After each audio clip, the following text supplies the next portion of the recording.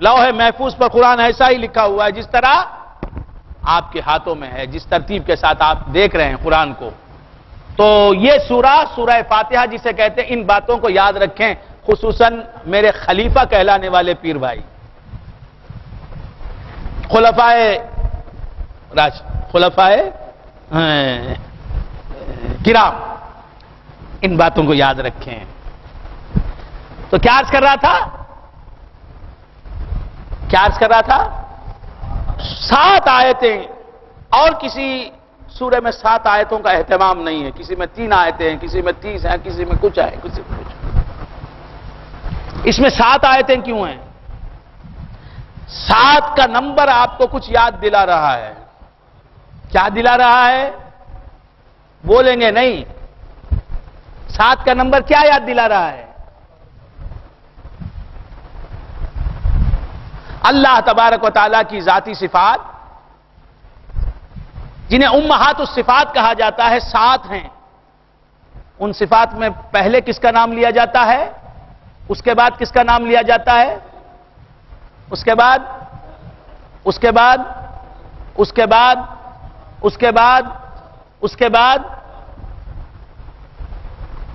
تو 7 آیتیں 7 نمبر پر ختم ہو رہی ہیں. کیوں؟ کہ حیات، علم، ارادہ، قدرت، سماعت، بصارت اور کلام 7ویں صفت ہے. اللہ کی 7ویں صفت ہے. تو سورہ فاتحہ بھی 7ویں صفت پر ختم ہوتی ہے، 7ویں نمبر پر ختم ہوتی ہے. بات سمجھ میں آ رہی ہے؟ یہ کلام اللہ نہیں سمجھ میں آیا ابھی؟ میں ہار اتار دیتا ہوں.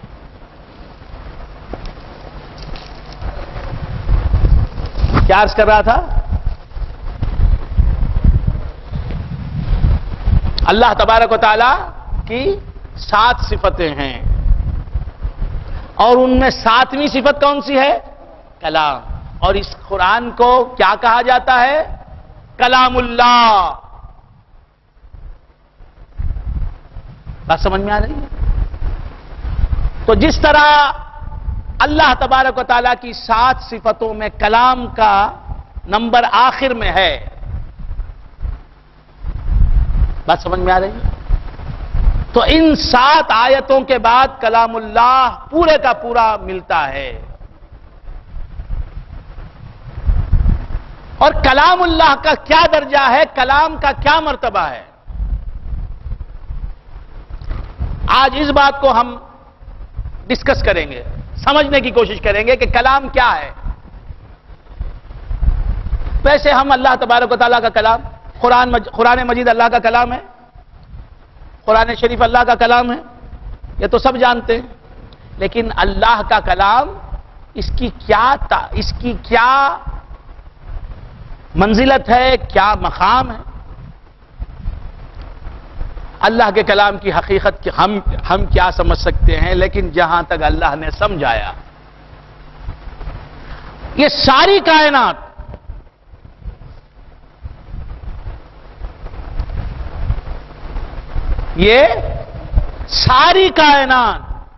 کس کی دین ہے؟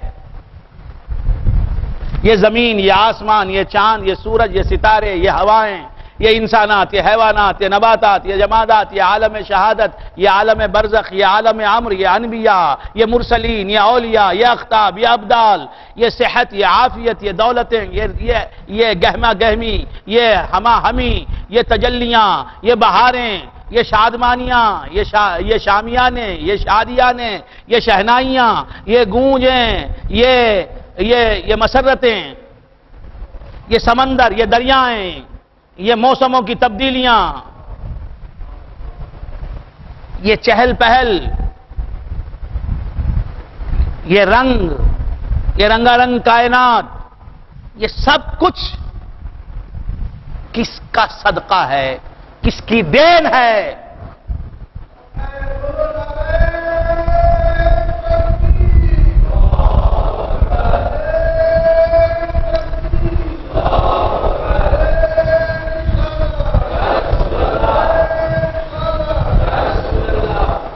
یاد رکھیں اللہ تبارک و تعالی کی ذات باطن ہے، پردے میں ہے، چھپی ہوئی ہے۔ ذات اس کی بے صورت ہے، بے شکل ہے، بے رنگ ہے۔ اس کی ذات کو جسم نہیں ہے، قلب نہیں ہے، روح نہیں ہے۔ اس کی ذات کو صورت نہیں ہے، شکل نہیں ہے، رنگ نہیں ہے۔ اس کی ذات کو لمبائی، چوڑائی، موٹائی نہیں ہے۔ اس کی ذات کو حد نہیں ہے۔ اس کی ذات کو آکار نہیں ہے۔ لہذا اس کی ذات باطن ہے۔ مطلب جی منزہ ہے سے مطلب چھپی ہوئی ہے سے مطلب جی نظر نہیں آتی،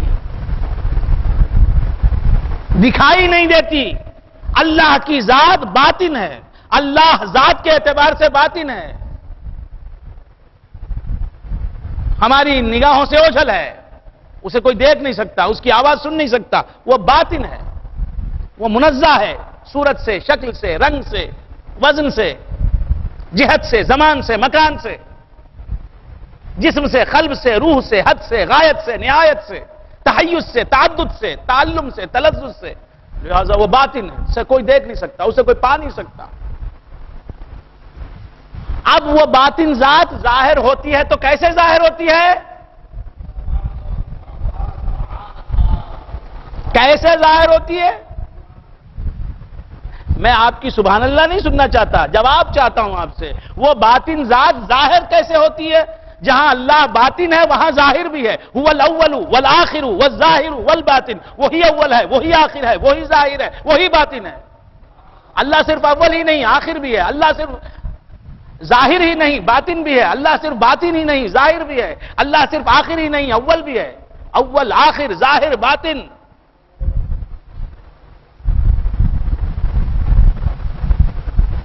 اللہ ہی اللہ ہے، اول بھی وہ، آخر بھی وہ، ظاہر بھی وہ، باطن بھی وہ۔ اسے کوئی روپ نہیں، اسے کوئی شیپ نہیں، اس لیے وہ کیا ہے؟ باطن ہے۔ اب وہ باطن ذات صرف باطن ہی نہیں ہے، وہی ذات ظاہر بھی ہے۔ ہوا الاول، ہوا یہ ذات ہے، اول بھی ہے، آخر بھی ہے، ظاہر بھی ہے، باطن بھی ہے۔ ذات من حیث الذات، ذات کے اعتبار سے۔ حیران ہے سب، کیا بول رہے ہیں، کچھ بھی سمجھ میں نہیں آتا نا؟ ہاتھ سمجھتے رہے تو سمجھ میں آتا نا، ہے نا؟ بی اے کے طالب علم پہلے ہی سال کیسے بن جائیں گے؟ پہلے ایل کے جی میں داخلہ لینا ہے، پھر یو کے جی، پھر اس کے بعد فرسٹ کلاس، اس کے بعد سیکنڈ، تھرڈ، یہ ہوتے ہوتے ایلیمنٹری اسکول سے گزر کے پھر کہاں جانا ہے؟ Middle school. ایلیمنٹری سے ہائی اسکول ڈائریکٹ چل جاتے، ایلیمنٹری سے ہائی اسکول چل جاتے، مڈل اسکول نا، وہی میں بھول گیا، آپ حضرات جوان ہیں۔ اس کے بعد ہائی اسکول جاتے نا، اس کے بعد سیکنڈری اسکول وہاں جاتے ہیں، پھر کالج جاتے ہیں، آپ جیسے بھی جاتے ہیں، تو آتے رہیں گے، سمجھتے رہیں گے تو سمجھیں گے نا۔ سمجھنے کی کوشش کرو، کہاں کریں گے کوشش؟ تو کیا عرض کر رہا تھا؟ سب کچھ ہے، علم نہیں ہے، سب کچھ ہے، فہم نہیں ہے، یہ زمانہ ہے، اب بس اللہ ہی ان لوگوں کا نگہبان ہے۔ تو کیا عرض کر رہا تھا؟ اللہ تعالیٰ صرف باطن ہی نہیں، اللہ ظاہر بھی ہے۔ تو کیسے ظاہر ہے؟ اب یہ جواب تو نہیں ہے کسی کے پاس، بولیے۔ صفات سے ظاہر ہے، اللہ ذات کے اعتبار سے باطن ہے، صفات کے ذریعے ظاہر ہے نہا بالصفات اور ہے عیاں بالصفات اور بالذات، ہے نہا لا الہ الا اللہ۔ یاد نہیں رکھتے، یاد نہیں رکھتے۔ تو کیا عرض کر رہا تھا؟ صفات کے ذریعے سے خدا ظاہر ہے. وہ صفات بہت سے ہیں لیکن ان میں اصل کا درجہ رکھنے والی 7 صفات ہیں. حیات، علم، ارادہ، قدرت، سماعت، بصارت، کلام، سب صفات کاملہ. حیات، علم، ارادہ، قدرت، سماعت، بصارت، کلام ہیں جو باطن خدا کو ظاہر کر رہی ہیں. کچھ سمجھ میں آ رہی ہے بات؟ تو یہ 7 صفتیں ہی ہیں جو بطون سے خدا کو ظہور میں لا رہی ہیں. چھپے ہوئے خدا کو ظہور میں لا رہی ہیں، ظاہر کر رہی ہیں.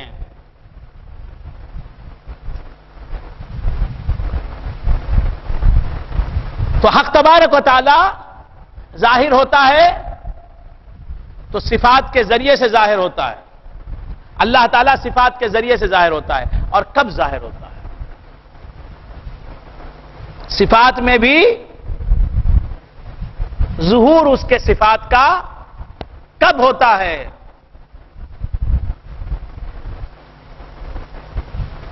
اب پھر اٹک گئے. اللہ کے صفات کا ظہور کب ہوتا ہے؟ کہاں ہوتا ہے؟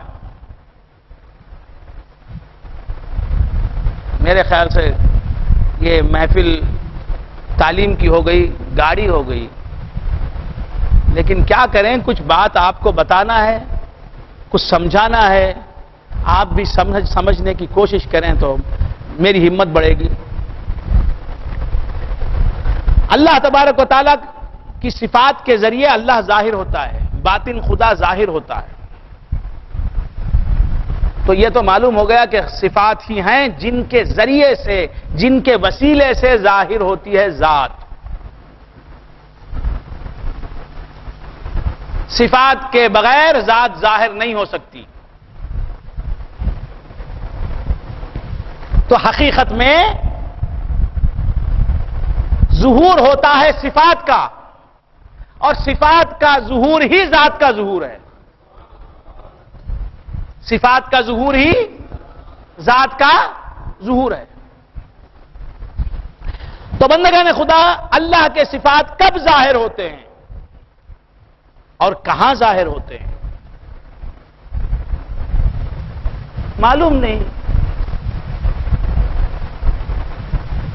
کب معلوم کریں گے آپ؟ اللہ کے صفات کہاں ظاہر ہوتے ہیں؟ اللہ کے صفات کے ظاہر ہونے کی جگہ کیا ہے؟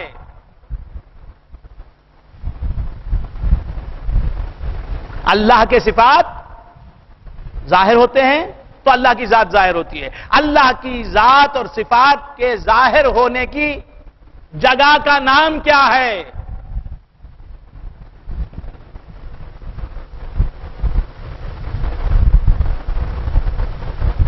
کل آئیں گے نہیں میرے خیال سے آپ حضرات؟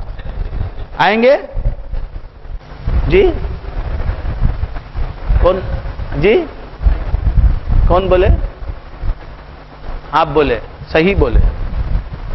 کائنات میں جتنی بھی چیزیں ہیں، کائنات میں ہر چیز اپنی جگہ اللہ کا ایک مظہر ہے.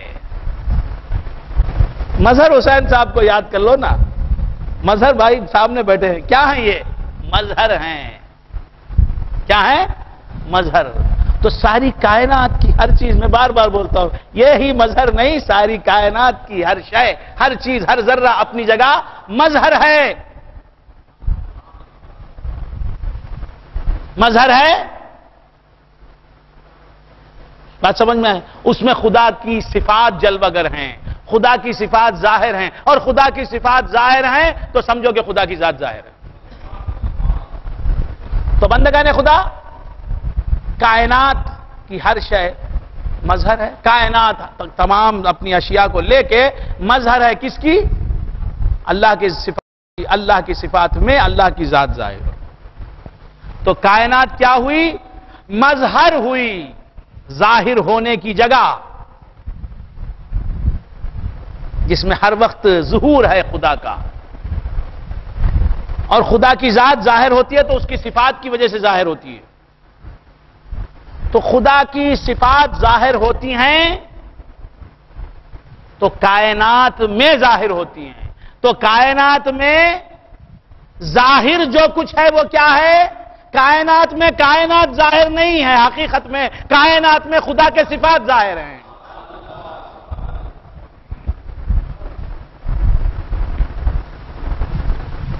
اور خدا کے صفات کا ظہور ہی خدا کی ذات کا ظہور ہے.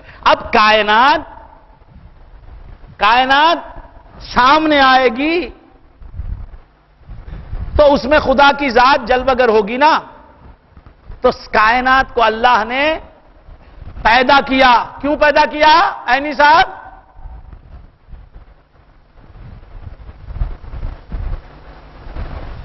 اپنی ذات کو ظاہر کرنے کے لیے، کائنات کو اپنا مظہر بنانے کے لیے. کائنات مظہر کب بنتی ہے؟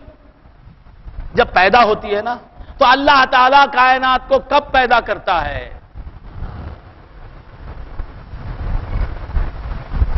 کون بولے گا؟ کائنات کو پیدا اللہ تعالیٰ کس طرح فرماتا ہے؟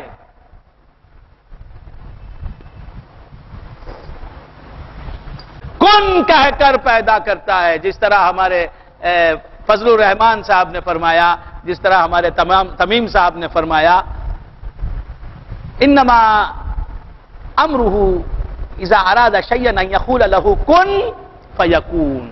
ہر چیز کو اللہ جب پیدا کرنا چاہتا ہے تو کن کہتا ہے. کیا کہتا ہے؟ کن کہنا اللہ کا کیا ہے؟ اللہ کن کہنا کیا ہے؟ اللہ کی کیا صفت ہے؟ کلام ہے. نہیں سمجھنا. تو معلوم یہ ہوا یہ ساری کائنات کلام الہی کی دین ہے.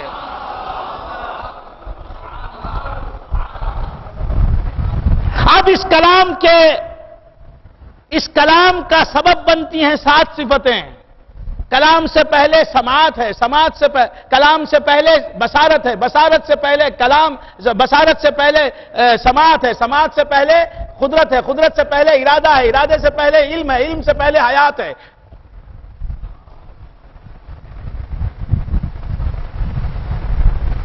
بات سمجھ میں آ رہی؟ تو حیات سے لے کر کلام تک 7 صفتیں ہیں. 8ویں صفت نہیں ہے.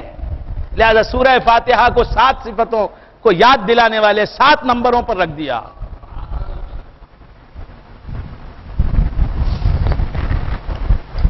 بات سمجھ میں آ رہی ہے؟ تو سورہ فاتحہ میں 7 نمبر ہیں. یعنی 7 صفات کی وجہ سے پورا قرآن آیا ہے، اور 7 صفات کی وجہ سے ساری کائنات جلوگر ہوئی ہے. اب کلام اللہ کی وجہ سے 7 صفتیں ظاہر ہوئیں. اللہ کی 7 صفتیں ظاہر ہوئیں کلام کی وجہ سے، اور اللہ کی ذات ظاہر ہوئی کلام کی وجہ سے. اللہ نے کن کہا، اللہ نے کن کہا، محمد مصطفیٰ پیدا ہوئے. اب محمد مصطفیٰ صلی اللہ علیہ وآلہ وآصحابہ وسلم میں اللہ کے صفات جلوگر ہیں.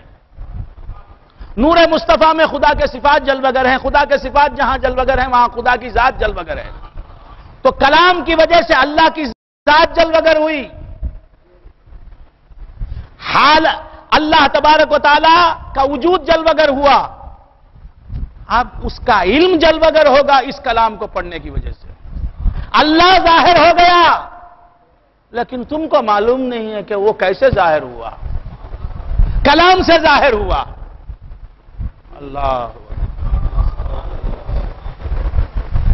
اللہ کائنات کے تعینات میں ظاہر ہوا. بات سمجھ میں آ رہی ہے؟ اللہ تبارک و تعالی مختلف کائنات کے مختلف صورتوں میں اور تعینات میں اپنا ظہور فرماتا ہے. کب؟ کن کہہ کر. زمین کو پیدا کیا اس نے کن کہہ کر، آسمان کو پیدا کیا کن کہہ کر، ہر مخلوق کو اللہ نے کن کہہ کے پیدا کیا. اس مخلوق میں اللہ کے صفات و ذات کا جلوہ ہے، تو اللہ تعالیٰ ظاہر ہو گیا. بات سمجھ میں؟ ہونے کے باوجود یہ اس کی صفت رحمانیت ہے، یہ اس کی اللہ تعالیٰ کا مخلوقات کی صورتوں میں ظہور فرمانا، اللہ تعالیٰ کا مخلوقات کے تعینات میں ظہور فرمانا، یہ اس کی صفت رحمانیت ہے. ظہور تو ہو گیا. اب اور وہ ہوا کیسے؟ کلام سے، کلام کے ذریعے سے اللہ کا ظہور ہو گیا.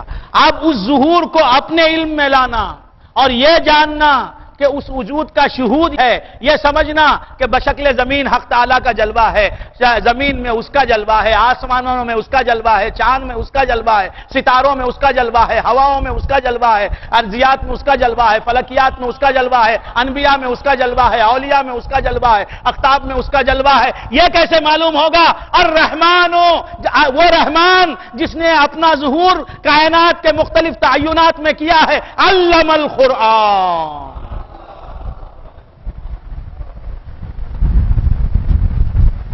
کلام کے ذریعے سے وہ ظاہر بھی ہوا. میں ہر چیز میں ظاہر ہوں، یہ بتا دیا اس کلام کے ذریعے سے. وجود بھی، اشیاء کا اشیاء موجود بھی ہوئی کلام کے ذریعے. خدا اشیاء میں موجود ہوا، ظاہر ہوا کلام کے ذریعے، اور خدا اشیاء میں میرا ظہور ہے، بشکل اشیاء میں موجود اور ظاہر ہوں، مشہود ہوں. یہ ظاہر بھی فرماتا ہے کلام کے ذریعے سے. فرمایا کہ الرحمن، رحمان کون ہے؟ رحمان کا جلوہ کہاں ہے؟ رحمان کو دیکھنا کہاں چاہتے ہو تو قرآن پڑھو. بات سمجھ میں آئی؟ تو کلام ہے کیوں؟ خدا کو ظاہر کرنے والی چیز ہے کلام. قرآن کا مقصد کیا ہے؟ قرآن پڑھنے والوں، قرآن سننے والوں، قرآن سمجھنے والوں، اگر ہر شے میں تمہیں خدا کا دیدار نصیب نہیں ہوا تو قرآن کیا سمجھا تم نے؟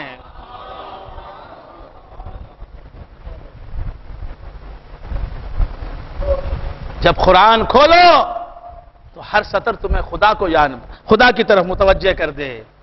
تو بندگان خدا، اس قرآن میں کیا ہے اور یہ قرآن کیا ہے؟ اب یہ بحث ہم کریں گے. یہ قرآن کیا ہے؟ یہ تو سمجھ گئے نا آپ کہ صفت کلام سے، جس کے پہلے 7 صفتیں ہیں، اللہ کی 7 صفتیں ظاہر ہوئیں، اور ان 7 صفتوں کا ظہور اللہ کی تمام صفتوں کا ظہور ہے، بلکہ اللہ کی ذات کا ظہور ہے. بس سمجھ میں؟ اور وہ ظاہر ہوئی کلام کے ذریعے. بات، تو بات سے بات والا ظاہر ہو گیا، بات سے بات والا ظاہر ہوا. پھر یہ کلام محمد عربی کو دے دیا صلی اللہ علیہ وسلم کہ اس کلام کو پڑھو تو معلوم ہو جائے کہ کس طرح کلیم ظاہر ہے. الرحمن علم القرآن. بس سمجھ میں؟ رحمان ہی ظاہر ہوا، اس کی صفت رحمانیت ہی کا تقاضا تھا، ظاہر ہوا. اس کی رحمانیت کہتی ہے کہ زمین کی صورت میں ظاہر ہو جا. کہاں زمین اور کہاں مولا؟ لیکن یہ اس کی رحمانیت ہے. وہ کہتی ہے کہ نہیں، یہ نہ دیکھ کہ مخلوق کیسی ہے، یہ دیکھ کہ تیرا جلوہ کیسا ہے. تیرا جلوہ دکھانے کے لیے مخلوق کیسی بھی ہو تو اس میں ظہور پذیر ہو جا. زمین کی صورت سے ظاہر ہو جا، آسمان کی صورت سے ظاہر ہو جا. ارے مختلف تعینات ہیں، کیسے کیسے تعینات ہیں. تعین کو نہ دیکھ، اپنے جلوے کو دیکھ. یہ اس کی رحمانیت ہے. ورنہ ہمارے تعین کو اس نے اپنے ظہور کے لیے مظہر بنایا. یہ اس کی رحمانیت نہیں تو اور کیا. بات سمجھ میں آ رہی ہے؟ تو بندگان خدا، رحمان یہ نہیں دیکھتا کہ یہ تعین اچھا ہے یا برا ہے. رحمان یہ نہیں دیکھتا کہ تعین میں شر ہے یا خیر ہے. رحمان کا کام یہ ہے کہ جو تعین، جس تعین میں اس کا ظہور ہو سکتا ہے ظہور فرماتا ہے. لہذا زمین میں بھی وہ اس کا جلوہ، آسمان میں بھی اس کا جلوہ، شر میں بھی اس کا جلوہ، خیر میں بھی اس کا جلوہ، ہر جگہ اس کا ظہور. بات سمجھ میں آ رہی ہے؟ شر تعین کی طرف منسوب ہوگا، متعین کی طرف منسوب نہیں ہوگا. جلوہ گر جو ہے اس کی طرف شر منسوب نہیں ہوگا، جلوہ گاہ جو ہے اس کی طرف شر منسوب ہوگا. برائی مظہر کی طرف جا سکتی ہے، مظہر کی طرف نہیں جا سکتی. جس کا جلوہ ہے اس کی طرف برائی نہیں جا سکتی. جیسے ہمارے مولانا بصیری شاہ صاحب، مولانا عبید الرحمان بصیری شاہ صاحب عامری، یہ تو نیک آدمی ہے، یہ تو انسان ہے، مسلمان ہے، مومن ہے، محسن ہے، متقی ہے، موحد ہیں، اللہ والے ہیں، یہ اہل طریق ہیں، شریعت کے پابند ہیں، امام ہیں، خطیب ہیں، عالم ہیں، یہ سب کچھ ہے نا. بات سمجھ میں آ رہی ہے؟ اب یہ پانی میں اپنا چہرہ دیکھ رہے ہیں، پانی میں، اب وہ پانی نجس ہے، پانی طاہر نہیں ہے، نجس ہے. جلوہ کس کا ہے اس میں؟ عبید الرحمان مولانا وضو کیے ہوئے ہیں، پاک ہیں، لیکن ان کے چہرے کا عکس گر رہا ہے ناپاک پانی میں، لیکن ان کا چہرہ ناپاک ہو رہا ہے؟ نہیں ہو رہا ہے. چہرہ تو ناپاک نہیں ہو رہا ہے. اب دوسرا سوال، جو ان کا عکس پانی میں گر رہا ہے وہ عکس ناپاک ہو رہا ہے؟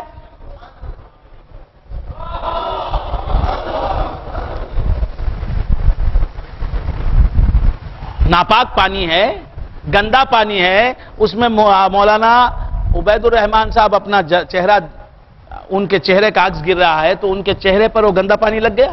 ان کا چہرہ پاک ہے.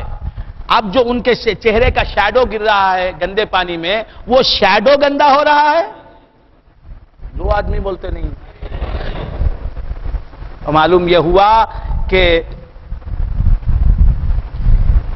پانی جو جلوہ گاہ ہے، مظہر ہے، مجلا ہے، وہ گندا ہے، لیکن وہ عکس جو پانی میں گر رہا ہے وہ گندا نہیں. تو معلوم یہ ہوا گندگی مظہر کی طرف جائے گی نہیں، مظہر کی طرف جائے گی. تو بندہ برا ہو سکتا ہے، گندا ہو سکتا ہے، اس میں جو جلوہ گر ہے خدا وہ گندا نہیں، وہ پاک.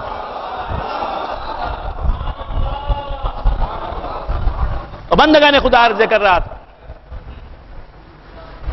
کر رہا تھا کہ ساری کائنات میں رحمان ہی کا جلوہ ہے.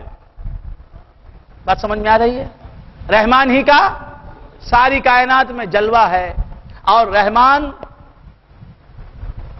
کہاں ہے؟ رحمان الرحمن علی العرش استوى، رحمان عرش پر ہے. یہ نہیں کہا کہ رحمان عرش پر ہی ہے، یہی ہم نے بڑھا لیا ہے.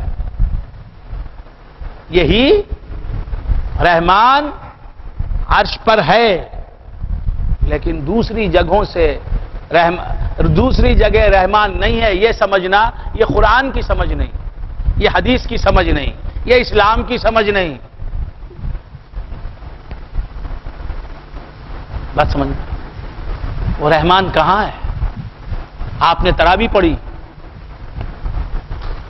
رحمان کس کا نام ہے؟ رحمان کس کا نام ہے؟ اے عبد الرحمان، عبید الرحمان، بتاؤ تو صحیح، رحمان کس کا نام؟ اللہ کا نام. وہ اللہ کہاں ہے؟ آپ نے نماز پڑھی، سرکار مدینہ صلی اللہ تعالی علیہ وآلہ وآصحابہ وسلم ارشاد فرماتے ہیں الساجد یسجد علی خدمئی اللہ.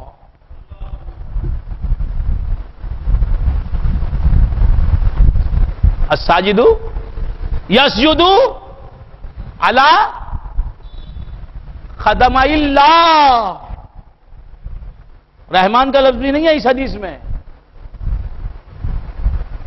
سجدہ کرنے والا اللہ کے دونوں قدموں پر سجدہ کرتا ہے. حضور فرما رہے ہیں اس فرمان کا تم میں کچھ احساس پیدا ہوا؟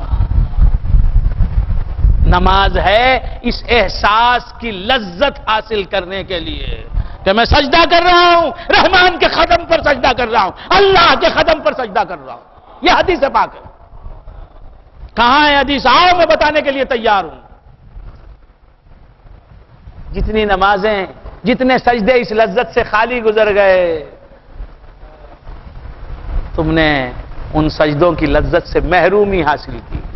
ہائے ہائے، سجدے میں تو یہ خیال رہنا چاہیے تھا، پچھتاؤ پچھتاؤ، افسوس کرو۔ ہر سجدہ تمہارا اس احساس کے ساتھ ہو کہ میرا سجدہ میرے آقا جناب محمد رسول اللہ صلی اللہ تعالی علیہ وآلہ وآصحابہ وسلم ارشاد فرماتے ہیں کہ الساجد یسجد علی قدم اللہ، بینا نہیں، علی، اللہ کے دونوں قدموں پر سجدہ۔ حضور نے فرما دیا کیسا، کیا اب نہیں سوال ہے، ہم کو تو یہ اس احساس کے ساتھ سجدہ کرنا ہے کہ سجدہ کر رہا ہوں میں میرے مولا کے قدموں پر سجدہ کر رہا ہوں۔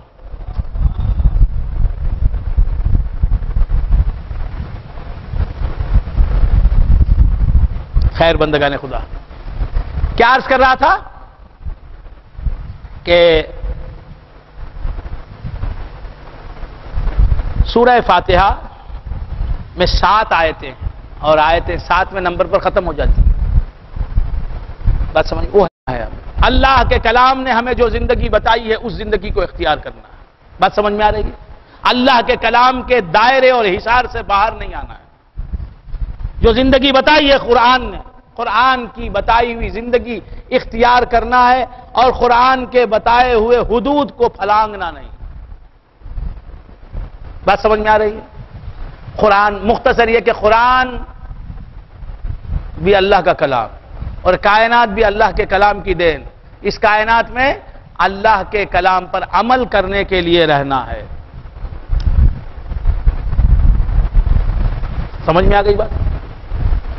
اب ذرا آگے بڑھ کے میں ہمارے برکت صاحب کے لیے تو اللہ تعالیٰ ارشاد فرماتا ہے وَلَا رَدْبٍ وَلَا يَابِسٍ إِلَّا فِي كِتَابٍ مُبِينٍ، ہر خشک چیز اور ہر تر چیز قرآن میں موجود ہے۔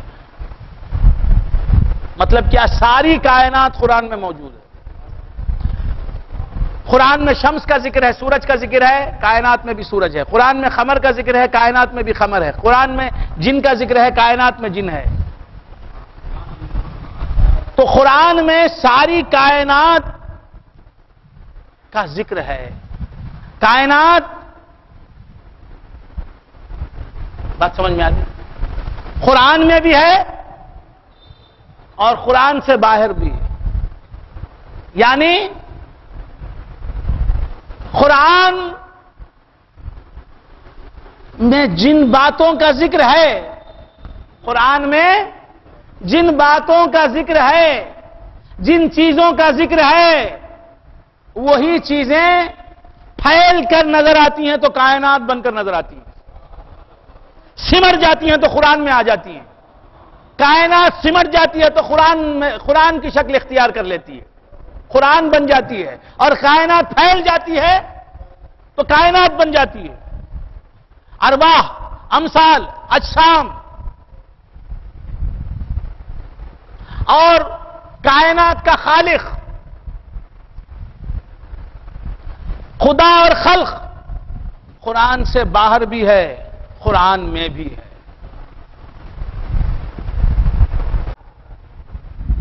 بھول گئے آپ حضرات؟ 2 قرآن بولے تو یہاں 1000 قرآن ہے نا؟ نہیں وہ میرا قرآن لاؤ، وہ ابا کے واسطے میں وقف کر رہا تھا نا، وہ قرآن لاؤ۔ بس سمجھ میں آئے؟ تو کتنے قرآن ہوئے؟ 2 قرآن۔ یہ قرآن میں جو نظر آتا ہے، جو کاغذ میں نظر آتا ہے، یہ قرآن جو کاغذ کے باہر نظر آتا ہے۔ بات سمجھ میں آ رہی ہے؟ نہیں سمجھ؟ اس قرآن کو دیکھنا ہے تو کائنات کی تلاوت کرو۔ اس قرآن کو پوری کائنات میں آپ پھیلا ہوا دیکھیں گے۔ بات سمجھ میں آ رہی ہے؟ یہاں سورج ہے وہاں بھی سورج ہے، یہاں چاند ہے وہاں چاند ہے، یہاں ہوا ہے وہاں ہوا ہے، یہاں انسان ہے یہاں انسان ہے، جو یہاں ہے وہ باہر ہے۔ ہو گیا؟ یہاں شمس کا ذکر آیا، غور کریں، یہاں سورج کا ذکر آیا، آنکھ اٹھا کے دیکھیں گے سورج نظر آئے گا نہیں آئے گا؟ یہاں چاند کا ذکر آیا، آنکھ اٹھا کے دیکھیں گے چاند نظر آئے گا نہیں آئے گا؟ یہاں الانسان، یہاں فرمایا یا ایھا الانسان، انسان کا ذکر آیا، انسان نظر آ رہا ہے نہیں نظر آ رہا ہے؟ یہاں انسان یہ دو ہیں، نظر آ رہا ہے نظر آیا نہیں؟ وَبِالْوَالِدَيْنِ احسانا، والدین کے ساتھ والدین کا ذکر آیا، گھر گئے والدین نظر آئیں گے نہیں آئیں گے؟ کسی کے والدین مر گئے ہیں تو یہ الگ بات ہے۔ جبار بھائی آپ کے مر گئے، دونوں مر گئے، تو کیا عرض کر رہا تھا؟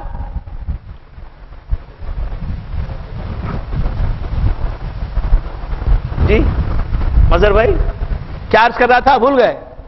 والدین ادھر ہیں یہاں بھی ہیں، نہیں سمجھ؟ مرج البحرین یلتقیان، بحرین کا ذکر آیا، بحرین اندر بھی ہے باہر ہے، تو جو قرآن میں پڑھ رہا ہوں باہر دیکھ رہا ہوں۔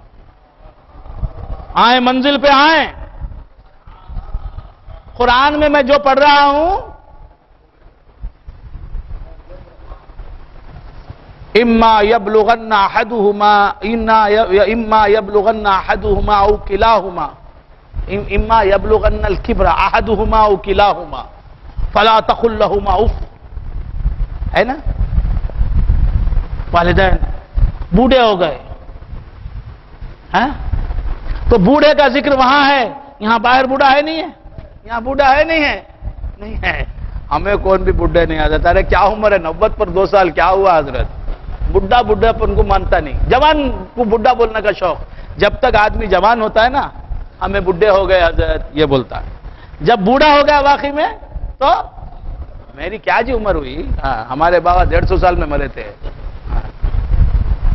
بات سمجھ میں آ رہی؟ یہ ایک انسان کی فطرت ہے، جوانی میں بڑھاپے کی تمنا کرتا ہے، بوڑھا بننا چاہتا ہے، اور جب بوڑھا ہو جائے واقعی اب سننا بھی نہیں چاہتا۔ کسے بولا کیا رہے ہوگا، کیا عمر ہے میری؟ 80 پر 3 نا، میرے بابا تو 150 سال میں مرے نا، ہمارے دادا 200 سال میں مرے گئے تھے، تمہیں بھی مریں گے بول کو کیا یقین ہے؟ تو کیا عرض کر رہا تھا جی؟ تو قرآن میں جو جس کا ذکر پڑھ رہا ہوں، قرآن میں جسے پڑھ رہا ہوں، قرآن کے باہر اسے دیکھ رہا ہوں۔ افلا ينظرون الى الابل كيف خلقت، ابل اونٹ قرآن میں پڑھ رہا ہوں اسے باہر دیکھ رہا ہوں۔ وَإِلَى السَّمَاءِ كَيْفَ رُفِعَتْ وَإِلَى الْأَرْضِ كَيْفَ سُطِحَتْ، آسمان کو قرآن میں پڑھ رہا ہوں باہر دیکھ رہا ہوں، زمین کو قرآن میں پڑھ رہا ہوں باہر دیکھ رہا ہوں۔ السارق والسارقة فاقطعوا أيديهما، چور کو قرآن میں پڑھ رہا ہوں باہر دیکھ رہا ہوں، بھاگ رہا ہے پولیس پکڑ پیچھے جا رہی ہے، اور چورنی کو قرآن میں پڑھ رہا ہوں باہر دیکھ رہا ہوں۔ الزانی والزانیۃ پڑھ رہا ہوں باہر نظر آ رہے ہیں۔ بات سمجھ میں آ رہی؟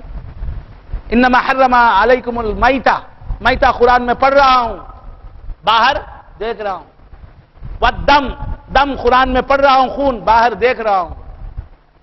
ہے تو قرآن میں جو ہے وہ باہر دکھائی دے رہا۔ الذکر والانثى، الذکر قرآن میں لفظ آیا باہر دیکھ رہا ہوں، انثى عورت قرآن میں لفظ آیا باہر نظر آ رہی ہے۔ بات سمجھ میں آ رہی ہے؟ بھول گئے آپ حضرات؟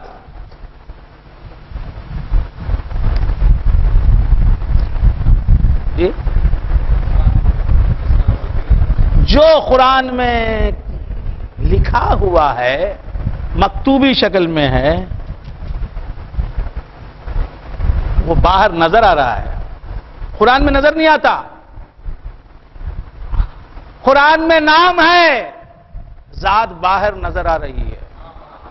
سورج لکھا ہے باہر سورج ہے، شمس لکھا ہے باہر شمس ہے۔ یا ایھا الذین آمنوا، اے ایمان والو، قرآن میں نام ملتا ہے ایمان والو، خطاب ہے ایمان والوں کا ذکر ہے، باہر ایمان والے بیٹھے ہیں۔ شہر رمضان قرآن میں نام ہے، شہر رمضان یہاں ہے، باہر ہے نا؟ اللہ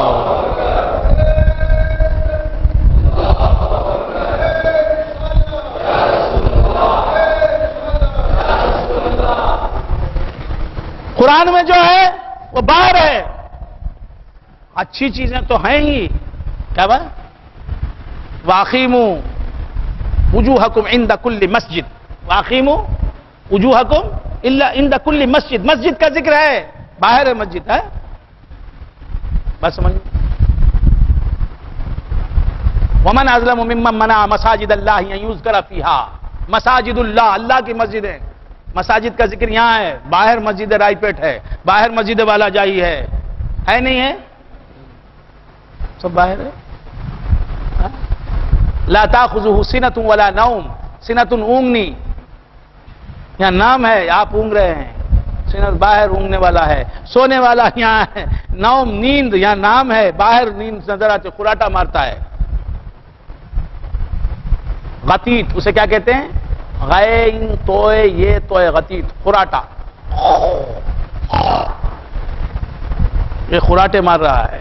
تو جو قرآن میں اچھی چیز، ارے بری چیزیں، مثلہ کمثل الکلب، قرآن میں نام ہے، باہر ذات ہے، نظر آ رہی ہے، بس تو اچھی بری ہر چیز قرآن میں اس کا ذکر ہے، باہر وہ نظر آ رہا ہے، کچھ سمجھ میں آ رہا ہے نہیں آ رہا ہے؟ یہ کیا قیامت ہے؟ ارے ابل کا ذکر قرآن میں ہے، باہر اونٹ نظر آ رہا ہے، سمندر کا ذکر قرآن میں ہے، باہر سمندر ہے، انسان کا ذکر قرآن میں ہے، باہر انسان ہے، یہ کیا قیامت ہے؟ محمد الرسول اللہ،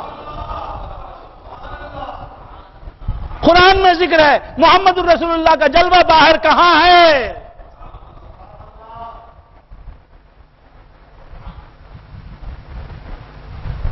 اللہ نور السماوات والارض، اللہ آسمانوں اور زمین کا نور ہے، قرآن میں ذکر ہے، باہر کہاں دکھائی دے رہا ہے؟ معلوم یہ ہوا کہ جو قرآن میں ہے وہ باہر بھی جلوگر ہے، دیکھنے والی آنکھیں نہیں ہیں، تم کو بس دیکھنے والی آنکھیں ملی ہیں تو زمین کو دیکھنے والی، آسمان کو دیکھنے والی، سورج کو دیکھنے والی، چاند کو دیکھنے والی، مخلوق کو دیکھنے والی آنکھیں ملی ہیں، خالق کا جمال دیکھنے والی آنکھیں ملی نہیں، رسول اللہ کی تجلی دیکھنے والی آنکھیں ملی نہیں۔ آنکھ والے سے بینائی لے، دیکھ اسے دیدہ نہ دیدہ ہے، یہ دیدہ نہیں۔ کسی سے آنکھیں لو، ان آنکھوں سے خدا نظر آئے گا، ان آنکھوں سے مصطفیٰ نظر آئیں گے۔ یہ آنکھیں تو بس مخلوق کو دکھانے والی ہیں، خالق کا جلوہ دکھانے والی آنکھیں جس در سے ملتی ہیں اس در کی جاروب کشی کرنا، یہ اللہ والوں کی سنت ہے۔ بات سمجھ میں آ رہی ہے؟ تو بندگان خدا، کائنات میں جو کچھ بھی ہے وہ قرآن میں اس کا نام ہے، قرآن میں جو کچھ بھی ہے باہر دکھائی دے رہا ہے، قرآن میں ہر چیز جو ہے وہ باہر دکھائی دے رہی ہے۔ اللہ کے رسول کا جلوہ کہاں دکھائی دے رہا ہے؟ اللہ کا جلوہ کہاں دکھائی دے رہا ہے؟ اب تم کو آنکھیں ملی نہیں ہیں رسول و خدا کو دیکھنے کی، جب وہ آنکھیں مل جائیں گی تو کائنات میں سوائے اللہ کے رسول کے جلوے کے اور کچھ بھی نظر نہیں آئے گا، سوائے خدا کے جلوے کے اور کچھ نظر نہیں آئے گا۔ وآخر دعوانا الحمدللہ رب العالمین۔